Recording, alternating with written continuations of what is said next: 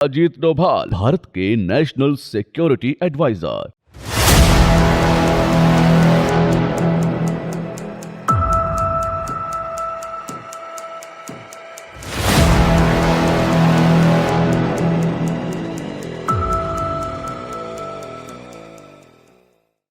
जिन्होंने surgical strike, Naga peace accord, operation black thunder और operation octopus से लेकर आईएसआई के चंगुल से भारतीय नर्सेज को सुरक्षित भारत लाने तक जैसे कई खास मिशंस को अंजाम दिया है।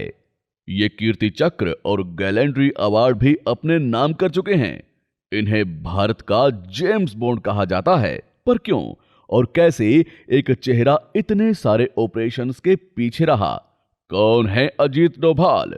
क्या है इनकी रियलिटी? आखिर क्यों और कैसे कांग्रेस की नजर में ये खटकने लगे? कैसे डोभाल को एनएसए की पोस्ट मिली? चलिए समझते हैं।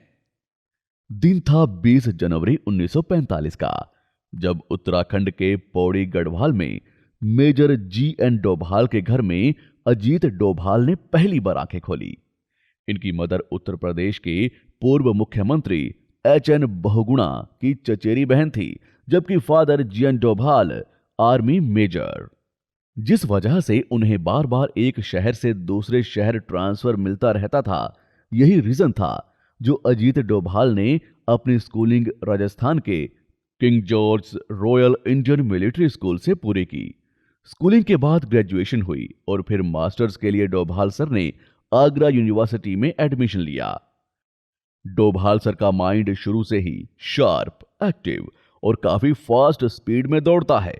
मास्टर कंप्लीट होने के पहले साल ही यानी 1968 में इन्होंने देश के सबसे टफेस्ट एग्जाम माने जाने वाले यूपीएससी को पहली ही बार में पास कर लिया और सिर्फ 22 साल की उम्र में केरला के कोट्टायम जिले के एएसपी बन जाते हैं। इस वक्त तक अजीत डोभाल एक आम नाम था, लेकिन 22 दिसंबर 1971 को कुछ ऐसा हुआ कि डोभाल सर का नाम देश की सत्ता पक्ष पार्टी कांग्रेस और हर युवा की जुबान पर चढ़ गया। असल में 22 दिसंबर को कन्नूर के थालासेरा जिले में नूरजहां होटल से एक आदमी ने जूता फेंक दिया था, जिस वजह से थालासेर में सांप्रदायिक दंगे भड़क जाते हैं। लोगों की दुकान और घरों को आग के हवाले किया जा रहा था। लूटपाट, मारपीट, लड़ाई और हिंसा, ये चीजें इतनी ज्यादा हो गई थी कि कोई भी पुलिस ऑफिसर इस एरिया में जाने को तैयार नहीं था। तब कांग्रेस के तत्कालीन होम मिनिस्टर के करुणाकरण ने अजीत डोभाल को यह काम सौंपा। अजीत डोभाल भी फौरन मान गए और बिना किसी फोर्स के अकेले ही थालासेर की सड़कों पर निकल गए। उन्होंने लाठीचार्ज, आंसू गैस, ऐसी किसी भी टेक्निक को काम में नहीं लिया, बल्कि स्ट्रेटेजिक इंटेलिजेंस गैदरिंग टेक्निक्स की मदद ली। यानी जिन एरियाज में ये दंगे ऑपरेट किए जा रहे थे, वहां भारी पुलिस फोर्स तैनात की और फिर इन दंगों के मास्टरमाइंड को पकड़ा और उनसे बातचीत की।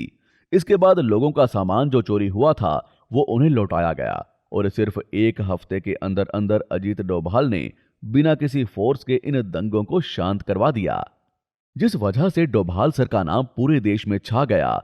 उस वक्त सेंट्रल गवर्नमेंट थी कांग्रेस के हाथों में और प्राइम मिनिस्टर थी इंदिरा गांधी, जिन्होंने अजीत डोभाल को दिल्ली बुलाया और सिर्फ 4 साल में इन्हें इंटेलिजेंस ब्यूरो यानी आईबी का डायरेक्टर बना दिया जाता है। जिसके बाद डोभाल सर अपनी जिंदगी के आने वाले 30 साल आईबी और जासूसी की दुनिया को डेडिकेट कर देते हैं। इस दौरान अजीत डोभाल के लिए सबसे बड़ा चैलेंज था भारत और सिक्किम को साथ में जोड़े रखना। एक्चुअली 28 से 29 फरवरी 1966 को मिजोरम की एक regional political party Mizo national front ने यह ऐलान कर दिया था कि मिजोरम भारत से अलग होने जा रहा है। यह खबर फैलने के बाद तो मिजोरम में जैसे दंगों की बाढ़ सी आ गई। लोगों ने प्रोटेस्ट शुरू कर दिए, पुलिस ऑफिसर्स को मारा जाने लगा, हेडक्वार्टर्स और पुलिस के लिए जो सामान और हथियार भेजे जा रहे थे वो भी लूट लिए गए। ऐसे में भारत सरकार भी परेशान थी, क्योंकि सरकार को डर था कि शायद अब मिजोरम इंडियन मैप के नक्शे में नहीं रहेगा। पर तब सेंट्रल गवर्नमेंट ने अजीत डोभाल को मिजोरम एसआईबी यानी सब्सिडियरी इंटेलिजेंस ब्यूरो का हेड बनाकर भेजा। अजीत डोभाल ने यहां पहले हफ्ते में हर बारीक से बारीक इंफॉर्मेशन को इकट्ठा किया, जिसमें पता चला कि इस पूरे गेम का मास्टरमाइंड है लाल डेंगा, जिसने एमएनएफ यानी मिजो नेशनल फ्रंट की नींव रखी थी। लाल डेंगा के साथ साथ दूसरे कमांडर्स भी थे जो इंडियन गवर्नमेंट से खास नाराज थे और लाल डेंगा के साथ जा मिले थे। लेकिन जल्द ही इनकी लाल डेंगा के साथ कहासुनी हो जाती है और अजीत डोभाल इसी मौके का फायदा उठाते हैं। वो इनमें से 7 सोल्जर्स को भारत सरकार का साथ देने के लिए राजी कर लेते हैं, जिस वजह से लाल डेंगा की पावर भी कमजोर पड़ जाती है और इस तरह मिजोरम का कॉन्फ्लिक्ट अजीत डोभाल बड़ी आसानी से खत्म कर देते हैं। जिसके बाद लाल डेंगा को भी भारत सरकार के साथ आना पड़ा। अब क्योंकि मिजोरम के इस विवाद में पाकिस्तान और चाइना भी मिजोरम को बैक सपोर्ट दे रहे थे, तो बाद में अजीत डोभाल ने पूरे 7 साल पाकिस्तान के लाहौर में एक पाकिस्तानी मुस्लिम बनकर गुजारे। इनका एक मेन कारण यह था कि पाकिस्तान न्यूक्लियर टेस्ट कर रहा था, जिसमें उसने फ्रांस और चाइना का भी सपोर्ट लिया। हालांकि फ्रांस तो बाद में पीछे हट गया, लेकिन चाइना पाकिस्तान के साथ था। अब इंदिरा गांधी जानती थी कि पाकिस्तान का यह न्यूक्लियर टेस्ट बाद में भारत को ही नुकसान पहुंचाने वाला है, इसलिए उन्होंने आईबी और रो को इस टेस्ट को रोकने के लिए कहा, जिसके लिए अजीत डोभाल को सीक्रेट एजेंट के तौर पर भारतीय एम्बेसी का पहला सेक्रेटरी बनाकर पाकिस्तान भेजा गया, जहां उन्होंने पूरे 7 साल गुजारे और इस पूरे टाइम में पाकिस्तान की हर छोटी बड़ी खबर भारत तक पहुंचाई। और काफी हैरानी की बात है कि किसी को उन पर शक भी नहीं हुआ। वहीं यहां भारत में इस दरमियान कई घटनाएं घट चुकी थी, जिनमें ऑपरेशन ब्लू स्टार और इंदिरा गांधी की हत्या भी शामिल थी। इसी बीच अमृतसर में एक बार फिर ऑपरेशन ब्लैक थंडर को अंजाम देने की प्लानिंग हुई और इसके लिए अजीत डोभाल को पाकिस्तान से वापस बुलाया गया, क्योंकि भिंडरावाला और खालिस्तानी मूवमेंट के समर्थक गोल्डन टेम्पल में डेरा जमाकर बैठे थे और उन्हें बाहर निकालना जरूरी था, क्योंकि तत्कालीन प्राइम मिनिस्टर राजीव गांधी ये नहीं चाहते थे कि ऑपरेशन ब्लू स्टार के बाद जो हुआ वो फिर से हो। इसलिए अजीत डोभाल को इन खालिस्तानियों को गोल्डन टेम्पल से बाहर निकालने की जिम्मेदारी सौंपी गई। डोभाल साहब भी बड़ी सूझबूझ से अमृतसर की गलियों में गोल्डन टेम्पल के आसपास रिक्शा वाला बनकर घूमने लगे और बाहर की हर जानकारी सरकार को देते रहे। लेकिन इन लोगों को बाहर निकालने के लिए मंदिर के अंदर जाना बहुत जरूरी था। इसके लिए डोभाल साहब की पाकिस्तान में सीखी हुई उर्दू काम आई, जिसके दम पर उन्होंने खालिस्तानी समर्थकों को यह भरोसा दिला दिया कि वो आईएसआई के बंदे हैं और पाकिस्तान ने उन्हें इनकी मदद के लिए भेजा है। ये लोग भी अजीत डोभाल पर भरोसा कर लेते हैं, जिसके बाद तो डोभाल साहब अंदर की खबर सरकार तक और बाहर की खबर, जैसे मंदिर को आर्मी ने घेर लिया है, सरकार इस बार हार मानने को तैयार है, ऐसी कुछ खबरें उन तक पहुंचाने लगे।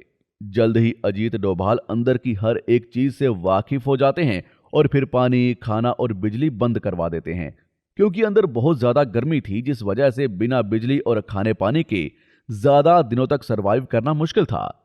और अजीत डोभाल को यकीन था कि जल्द ही ये लोग पानी पीने के लिए बाहर तो आएंगे ही।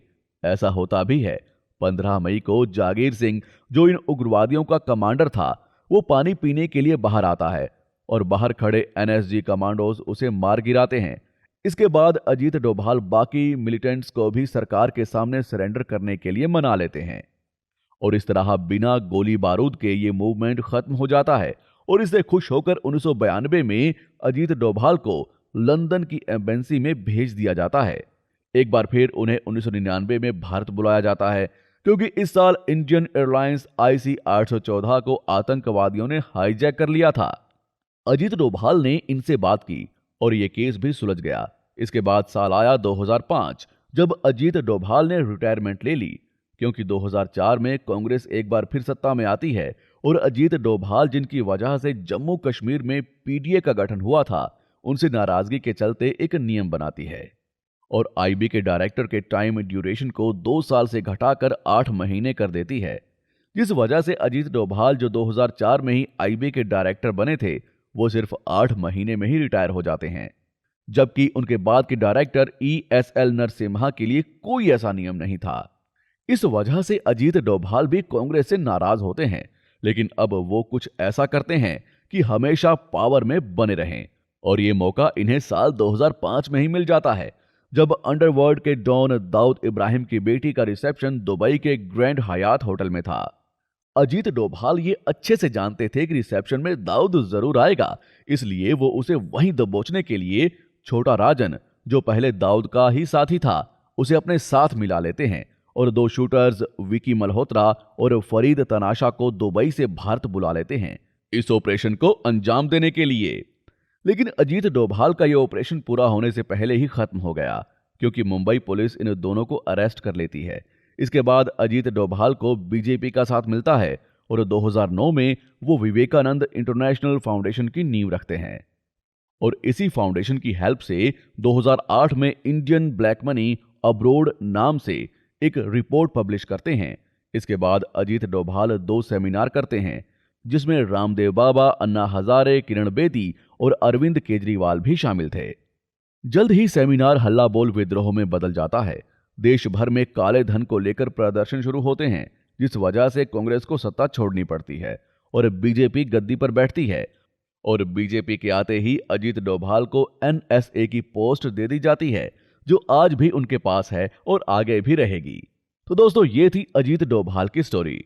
आई होप वीडियो आपको पसंद आई होगी, तो लाइक शेयर करें और चैनल को सब्सक्राइब करें और बेल आइकन को प्रेस करना ना भूलें।